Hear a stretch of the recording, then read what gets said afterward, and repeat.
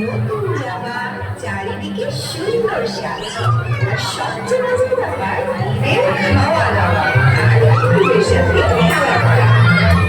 কিন্তু জানো কি, আজ ইকো আর গাম্বু শিখেছে তার দাদু আর নানুর বাড়ি তাই আমার একটু মন খারাপ। তাদের সাথে খেলবো। ঈদ মোবারক। কি হলো কি হলো? তো তোমার দেখে মনে হচ্ছে একটা ডিঙ্গি নৌকা, এত লাফাও কেন? কি করছো? ঈদের শুভেচ্ছা জানাচ্ছো নাকি ভয় দেখাচ্ছো? আরে ঈদ মানেই তো মজা, মন খারাপ করে থাকলে হবে নাকি? আসসালামু আলাইকুম, ঈদ মোবারক সবাইকে। কাপুর, তোমার পোশাক। গাম্বুস, তোমার পাঞ্জাবি উল্টো হয়ে আছে। কি? আরে আমি ভেবেছিলাম কেন বোতাম খুলে পিছনে চলে গিয়েছে। কি ব্যাপার, তোমরা তো দাদু আর নানুর বাড়ি গিয়েছো, চলে আসলে যে? বাবুল্যান্ডের সব ছোট বন্ধুদের রেখে ঈদ আনন্দ কি পুরো হয়?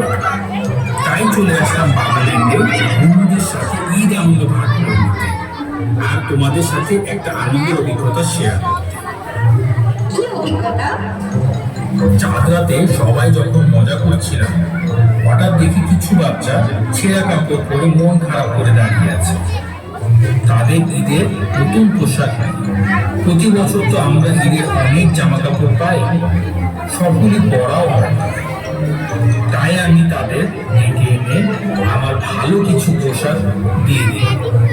তাদের আনন্দ দেখে এত আনন্দ পেয়েছি যা বলার মতো। ঈদ আনন্দ ভাগাভাগির কথা মনে পড়ল। আজকে আমি আমার নানা ভাইয়ের সাথে গিয়েছিলাম ঈদের নামাজ পড়তে।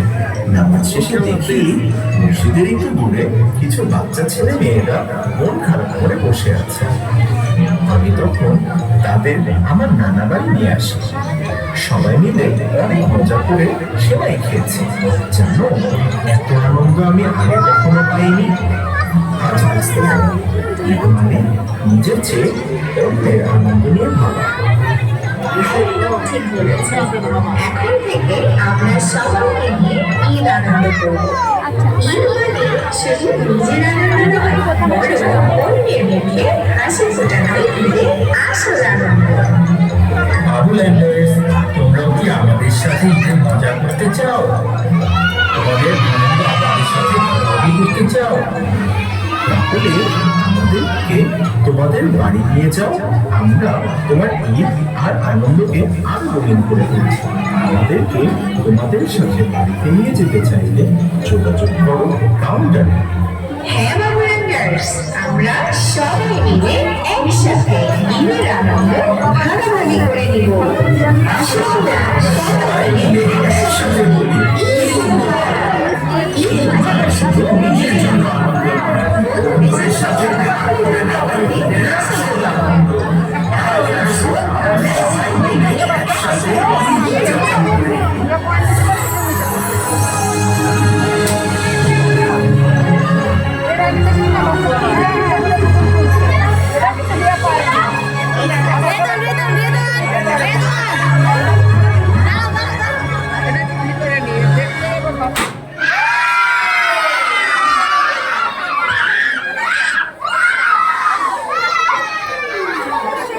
চলো চলো শেষ শেষ